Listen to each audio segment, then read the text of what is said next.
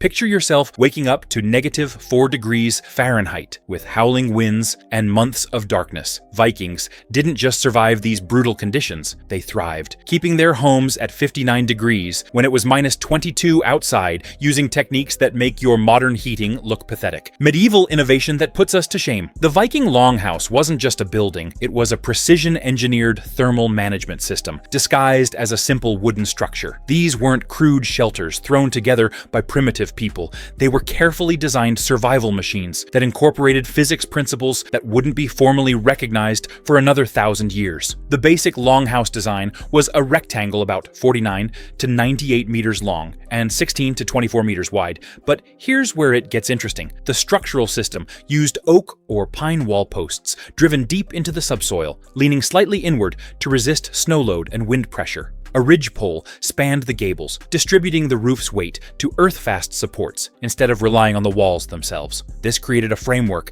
that could handle massive snow loads while maintaining structural integrity. The walls weren't just single-layer timber like you might expect. They built advanced insulation systems using double walls with air gaps filled with moss, turf, and other natural materials. Between the posts, Viking builders wove hazel or willow branches, then packed the gaps with clay mixed with straw and animal hair. In areas where clay was scarce, they used turf bricks or heather sods packed inside stone foundations. Some of these walls were nearly 6 feet thick. That's more insulation than many modern homes have today. Think about that for a second. While we're out here paying thousands of dollars for smart thermostats that can't even figure out when we're actually home, Vikings were basically turning the entire planet into their personal heating system. They partially buried their houses, using the earth itself as a giant battery that would absorb heat during the day and slowly release it through the night. Talk about going green before it was cool, or should I say, before it was cold. The roof construction was where their design brilliance really showed. They started with overlapping pine boards for waterproofing, then piled on layers of sod that could be up to just under 2 feet thick. This living roof system performed multiple tasks simultaneously. The grass roots knitted everything together. The weight kept the structure from blowing away in brutal Nordic winds, and the soil layer acted as additional insulation that smoothed out temperature swings. Archaeological reconstructions show that these roof systems could maintain interior winter temperatures around 50 to 53.6 degrees Fahrenheit, with only a modest central fire. When researchers tested these designs using traditional methods, they found thermal efficiency ratings that compete favorably with contemporary insulation systems. The ventilation system they developed solved a problem that stumped builders for centuries. How do you get fresh air and remove smoke without losing precious heat? Vikings created carefully positioned roof vents and airflow patterns that maintained circulation while preventing cold drafts. Every aspect of the longhouse design worked together in ways that show systematic thinking. Now, if you thought their building techniques were clever, wait until you hear about their approach to heating. This is where Vikings basically invented the world's first smart home, except instead of Alexa, they had Bessie the cow. Vikings figured out something that modern homeowners are just beginning to rediscover. Your house doesn't have to be the only thing generating heat. They brought their livestock inside. And I mean, why buy a space heater when you can get a cow that's also a milk dispenser, a leather manufacturer, and eventually a dinner reservation all in one? A single cow produces about 400 watts of heat continuously. Picture this.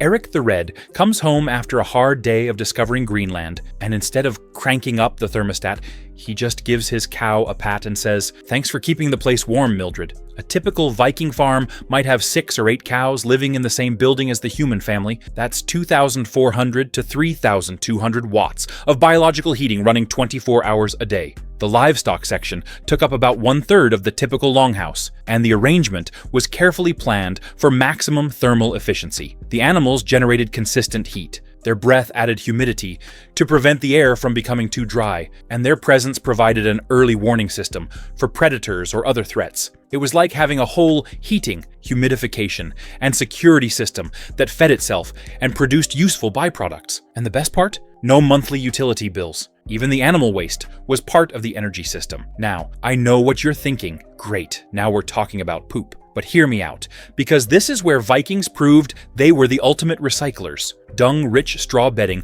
was scraped into anaerobic heaps outside, where slow composting generated additional heat that was later harvested and processed into smokeless fuel cakes. The composting process could generate temperatures of 140 to 158 degrees Fahrenheit, creating outdoor heat sources that extended the effective heating season. Basically, Vikings looked at cow manure and said, you know what? This stuff is hot. And they were literally right. Nothing was wasted in the Viking energy economy. Every calorie was captured and used somewhere in the system. The central hearth was the command center of their heating system, and it was far more advanced than just a fire pit. These were carefully designed, stone-lined rectangles running 10 to 16 meters down the center aisle of the longhouse. The elongated design heated a larger, radiant footprint than a round pit, and the stone lining stored heat during active burning and continued radiating warmth long after the fire died down. Excavations at Viking-age sites like York show that these hearths often incorporated reused Roman tiles, ceramic materials that held and released heat more effectively than local fieldstone. This heat storage could maintain comfortable temperatures for hours after the fire was reduced to coals, extending the heating period from each load of fuel. Vikings were masters of fuel diversity, adapting their heating systems to whatever resources were available locally. In forested areas like Norway and Sweden, they burned split pine and birch that produced hot, clean heat with minimal smoke. These hardwoods provided steady, long-burning coals that were perfect for overnight heating when constant fire tending wasn't practical. In Iceland, where trees were scarce, they developed completely different fuel systems based on peat sods cut from local bogs. Peat doesn't flame like wood. Instead, it smolders for hours, providing steady heat that's perfect for cooking the long, simmering stews that were a staple of their diet. Peat produces consistent 1472 to 1652 degree coals that held temperature for extended periods, making it ideal for maintaining heat through long winter nights. The fuel management system was incredibly well planned for a pre-industrial society. They calculated exactly how much combustible material was needed to maintain comfortable temperatures through the entire winter, and they planned their gathering and storage accordingly. Archaeological evidence shows they stored enough fuel to last through the harshest conditions, with backup supplies cached in multiple locations in case primary stores were damaged or destroyed. If you are enjoying raiding the past with us, then make sure you pillage the like button and subscribe for more content on Midgard living. What made their heating system truly revolutionary was the smoke management technology. Most longhouses didn't have chimneys in the modern sense. Instead, smoke pooled under the ridge until wind pressure and thermal dynamics sucked it through purpose-cut vents or deliberately loose sections of the roof covering. While this sounds primitive, it actually accomplished several important tasks that modern heating systems miss completely. The smoke impregnated rafters and structural timbers with creosote and other preservative compounds, which deterred insects and slowed rot, essentially preserving the structure while heating it. This meant that the heating system was also a building preservation system, extending the useful life of the structure by decades. The smoke also blackened and partially sealed the turf roof, reducing air infiltration and improving overall insulation performance. Some Viking settlements even had specialized bathhouses called badstofa, small sod-built structures heated by red-hot stones that produced steam when water was poured over them. These served as intense thermal therapy sessions that helped joints and muscles recover from the physical demands of surviving in harsh conditions. Archaeological evidence from sites like Jarlshof in Shetland shows detailed drainage and ventilation systems that made these structures practical for regular use. The clothing technology Vikings developed was essentially a wearable house that provided multiple layers of climate control. And before you ask, no, they didn't have Canada Goose jackets, but honestly, their system was so advanced that modern outdoor gear companies study Viking clothing techniques to improve their own products. Picture this, you're at REI, spending $400 on a jacket that promises to keep you warm in extreme conditions, which apparently means anything below 40 degrees Fahrenheit. Meanwhile, Sven the Viking is over here wearing a wool system that he literally sheared, spun, and wove himself, and he's comfortably ice fishing when it's -40. The foundation of their clothing system was wool, but not just any wool. Vikings had selectively bred sheep that produced double fleece, with a soft undercoat for insulation and outer guard hairs that repelled water. This natural textile was superior to many modern synthetic materials because it provided warmth even when wet, something that most artificial fibers can't match effectively. The dominant cloth was called vadmal, a tight twill weave that was fulled, meaning it was washed and worked until it shrank into a dense, windproof material. This process created what we would recognize today as boiled wool, with water-resistant properties and exceptional insulation characteristics. The weaving was done on warp-weighted looms that could produce bolts more than 2 feet wide, allowing for efficient garment construction with minimal waste. Their layering system was precisely calculated for different activity levels and weather conditions. The base layer was linen that wicked moisture away from the skin, preventing the deadly combination of sweat and cold that kills people in extreme conditions. Linen's natural fiber structure moves moisture through capillary action, keeping the skin dry even during physical activity. The middle layer consisted of wool tunics and trousers that trapped warm air while allowing moisture to continue moving outward. The wool fibers created thousands of tiny air pockets that provided insulation, while the lanolin in the wool provided natural water resistance. The outer layer was a rectangular cloak that could be adjusted for different wind and precipitation conditions, providing a variable barrier that could be opened or closed as needed. The construction techniques they used created garments that were essentially medieval performance wear. Seams were designed to prevent air infiltration while allowing freedom of movement. The rectangular design of cloaks meant they could be worn in multiple configurations, wrapped tight for maximum warmth, or opened for ventilation during physical activity. Head protection was especially well thought out because Vikings understood that you lose up to 40% of your body heat through your head and that frostbite in fingers and toes could be fatal. The famous Skjoldaham hood, dated to around 1000 AD, enclosed the throat, shoulders, and head in one garment, eliminating heat loss gaps that modern winter clothing often leaves exposed. Now, you might be thinking, a 1,000-year-old hood? That's gotta be some serious vintage fashion, and you'd be right. Vikings basically invented the balaclava, except theirs was stylish enough that you wouldn't get weird looks at the grocery store. This hood design incorporated a face opening that could be adjusted for different conditions, with fabric that could be pulled across the mouth and nose for protection against wind-driven snow. The construction used multiple layers of wool with different densities, creating a system that provided insulation while allowing necessary vision and breathing. Mittens were preferred over gloves because fingers could share warmth, but these weren't simple mittens. They were constructed using nail-bound, an ancient looping technique that created a fabric that couldn't unravel even if cut or torn. The nail-bound technique produced felted shells that were impervious to snow and wind, with natural oils from the wool providing additional water resistance. Some mitten designs incorporated separate thumb sections that could be covered by a fold-over flap for maximum warmth when fine motor control wasn't needed. This allowed wearers to maintain dexterity for essential tasks, while still being able to protect their hands completely when necessary. Footwear incorporated multiple insulation layers, with leather shoes worn over wool socks and straw insoles. The straw provided additional insulation while absorbing moisture, and it could be replaced easily when it became compressed or wet. The leather was often treated with animal fats to improve water resistance, creating a system that kept feet warm and dry even in snow and slush. Bone skates or wooden skis strapped over the same basic footwear, allowing efficient winter travel while maintaining foot warmth. The skis were often treated with animal fats that provided glide, while also improving water resistance. These mobility systems allowed Vikings to remain active throughout the winter, hunting, trading, and maintaining contact between settlements. The dietary strategy Vikings used was as carefully planned as their architectural approaches. And here's where things get interesting, because Vikings basically invented the first high-performance diet. Except instead of protein powder and energy bars, they had whale blubber and fermented fish. Not exactly what you'd find at your local smoothie shop, but hey, it worked. Stable isotope analysis of Viking skeletal remains shows diets averaging 30 to 35% fat and 25 to 30% protein, much higher fat ratios than their contemporaries in warmer climates. This wasn't accidental. It was calculated nutritional planning for cold weather survival. Fat provides more than twice the calories per gram compared to carbohydrates or proteins, making it the most efficient fuel for generating internal heat. Vikings consumed seal blubber, whale meat, and oily fish like herring and cod that delivered concentrated calories, along with vitamin D during the dark months when sunlight was scarce. These foods were specifically chosen for their energy density and nutritional profiles that supported cold weather metabolism. Imagine if a modern nutritionist met a Viking. So, your diet consists of 35% fat, fermented everything, and whale meat. Yep. And you're in perfect health? Yep. And you can work outside in negative 30-degree weather all day? Yep.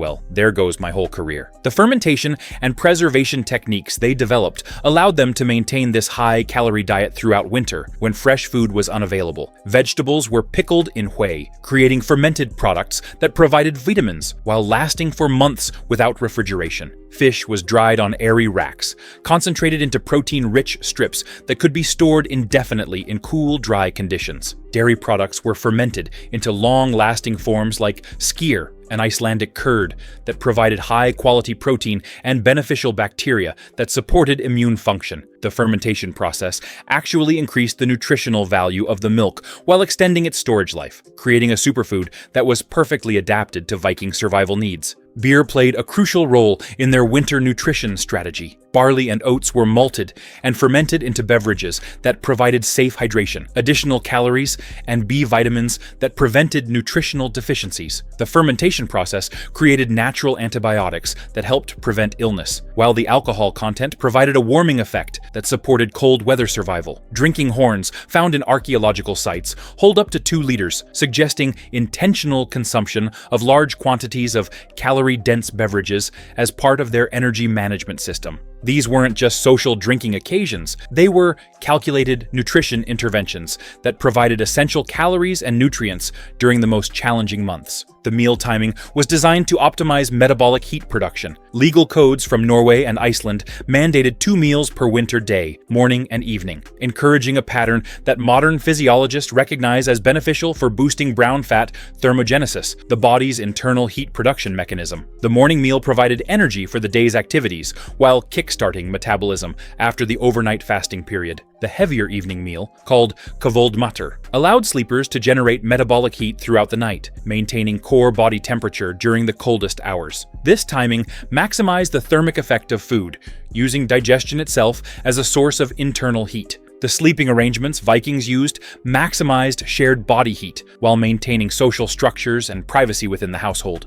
Raised benches ran the full length of each side wall, elevated above the floor, to avoid cold air that naturally settled at ground level. These benches were packed with straw, heather, and animal skins that provided both insulation and cushioning for comfortable sleep. The bench construction created individual sleeping areas that could be personalized while still allowing heat sharing. Families slept close together, often under shared quilts filled with down or wool, with dogs curled at their feet for additional warmth. The arrangement provided privacy through fabric curtains while maintaining the thermal benefits of shared body heat. Modern studies conducted in reconstructed turf house museums show that these sleeping arrangements can maintain bed temperatures near 86 degrees Fahrenheit, even when ambient air falls below 5 degrees. The combination of shared body heat, insulated sleeping surfaces, and warm bedding created microclimates that were comfortable even during the coldest nights. Infants and young children shared beds with parents, reducing hypothermia risk during the vulnerable early years. This practice addressed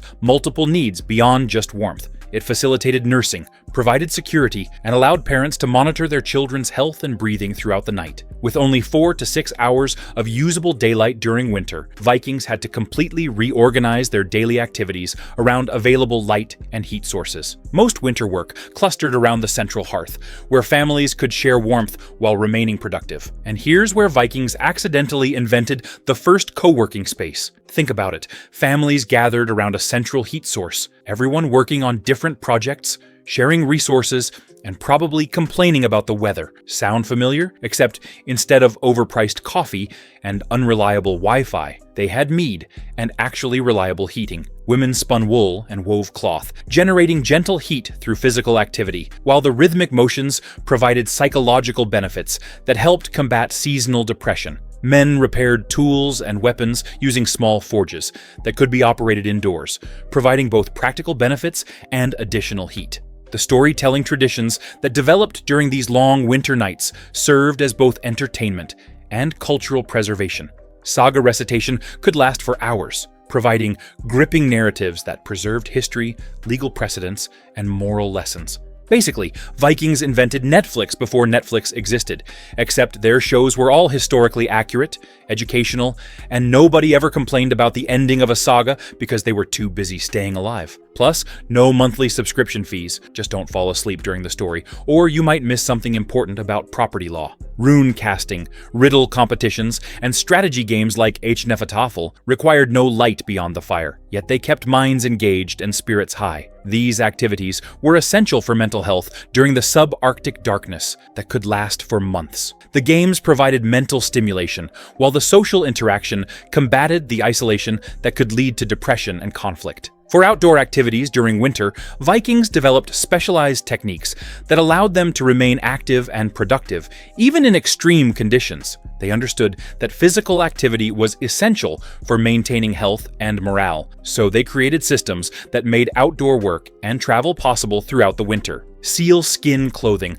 provided waterproof protection that was superior to most modern rain gear. The natural oils in seal skin created a barrier that beaded water while allowing moisture vapor to escape, preventing the internal condensation that can be fatal in cold conditions. The fur lining trapped warm air while the outer surface shed snow and ice. Skiing and skating allowed rapid movement across snow-covered terrain while generating internal heat through exercise. The mythological importance of skiing gods like Uller and the goddess Skadi reflects the real-world significance of winter mobility for hunting, trading, and communication between settlements. These weren't just recreational activities, they were essential transportation technologies. Winter hunting provided fresh meat and fat that supplemented stored foods, but it also served as necessary exercise that maintained physical fitness and mental health. The techniques used for hunting elk and reindeer in snow required specialized skills that were passed down through generations, combining practical knowledge with cultural traditions and spiritual beliefs. The psychological and spiritual aspects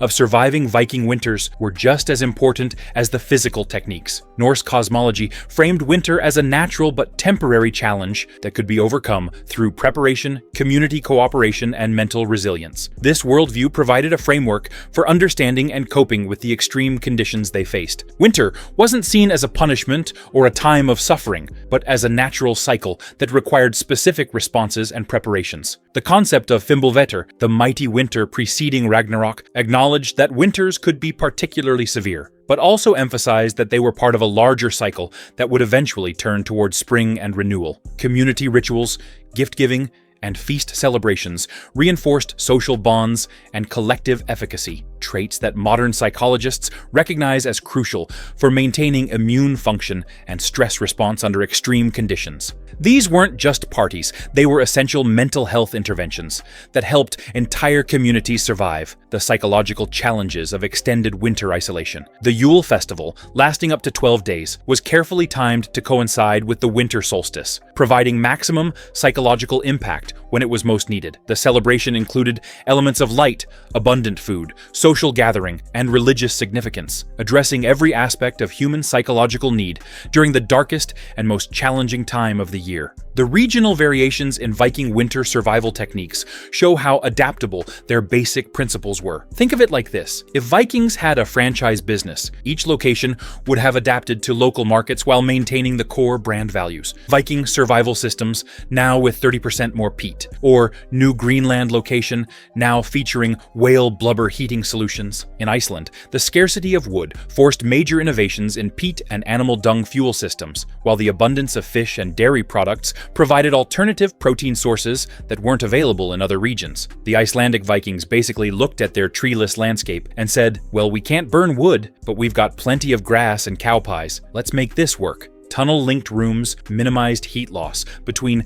different functional areas of the household, creating integrated living systems that maximized energy efficiency. The Icelandic adaptations included specialized storage systems for peat and dried fish that could supply fuel and food for extended periods. These storage areas were carefully designed to prevent moisture and spoilage, while providing easy access during blizzards when outdoor travel was impossible. In Greenland, where conditions were even more extreme, Vikings developed double-walled animal shelters stuffed with seaweed insulation, proving that their design principles could be adapted to subpolar conditions. The seaweed provided excellent insulation, while also contributing minerals to the animal's diet. The archaeological evidence shows that Norse techniques worked effectively even at the margins of human habitability. The combination of traditional Scandinavian methods with local materials and Inuit knowledge created hybrid systems that sustained European-style farming in one of the world's most challenging environments. In areas with more abundant forests, like parts of Norway and Sweden,